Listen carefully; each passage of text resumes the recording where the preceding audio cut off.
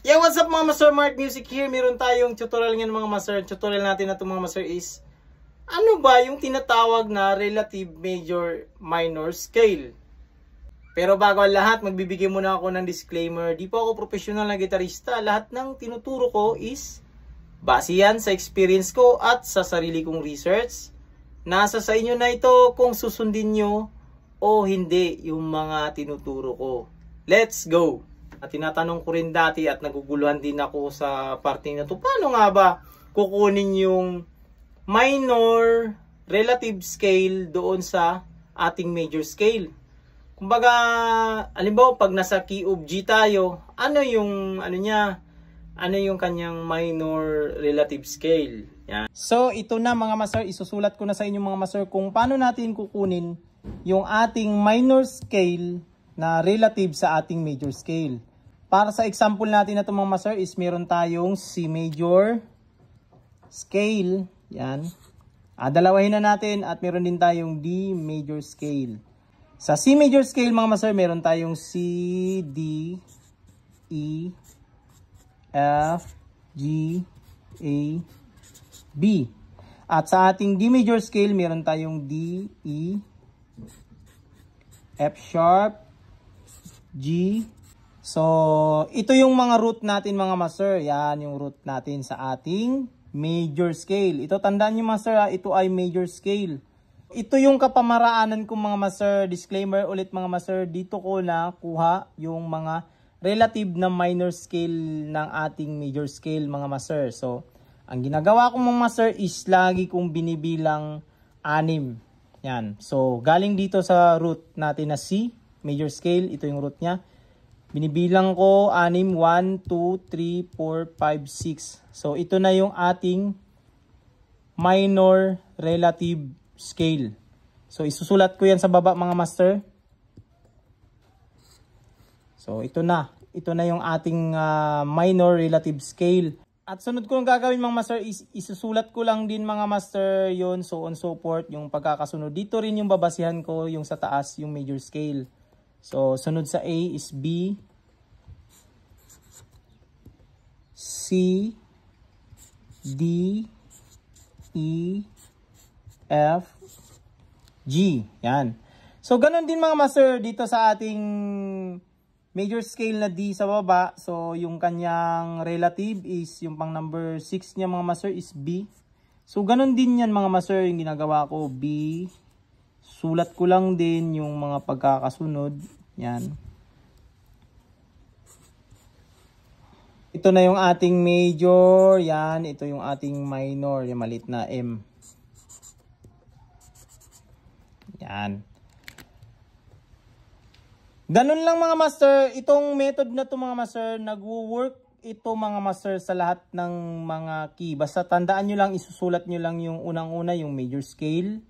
At hanapin nyo lang yung pang number 6 na nota sa ating major scale.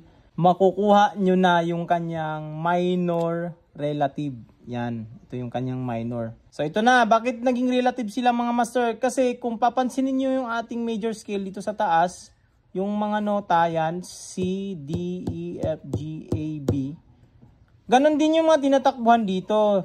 Nagbabago lang sila kumbaga ng sequence. Nag-rotate lang sila mga master, pero yung mga nota lahat pasok din dito sa ating minor scale. Ganon din yung ating nota dito sa baba. Yan. Kumbaga to susulat ko dito mga master. Example ako sa inyo ulit mga master. Pag halimbawang nasa key of G tayo, G, tapos sulat ko na dito lahat, F, B, ano pa bang hindi natin nasulat dyan, A, E.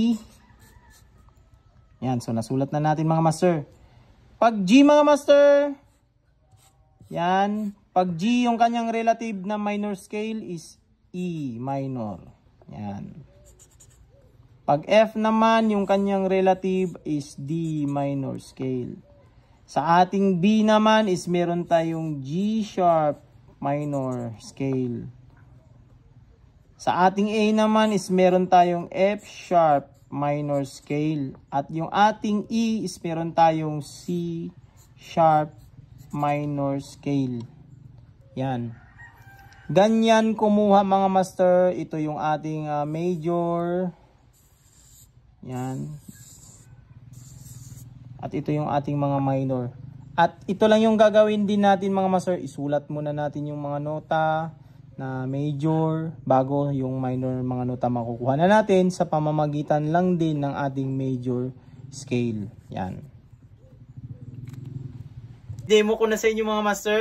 Ito yung ating unang example, yung C major scale. So C major scale, yan yung mga nota niya mga master. C, D, E, F, G, A, B, C. Kaya sila naging relative mga master kasi ang nota niyan mga master na sa ating C major scale yan, ang 7 nota dyan is yan din yan yung mga nota na tinatakbuhan ng ating A minor scale. So ito yung A minor scale natin mga master. So meron tayong A, B, C, D, E, F, G, A. Yan.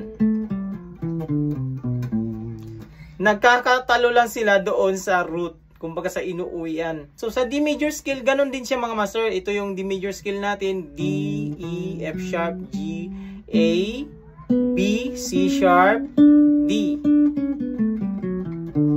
At yung kanyang relative naman is B minor scale. At ito naman yung scale niya mga master. B, C sharp, D, E, F sharp, G, A, B. Yan.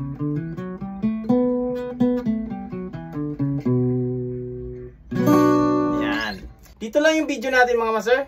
This is Mark Music. God bless you all. Peace out.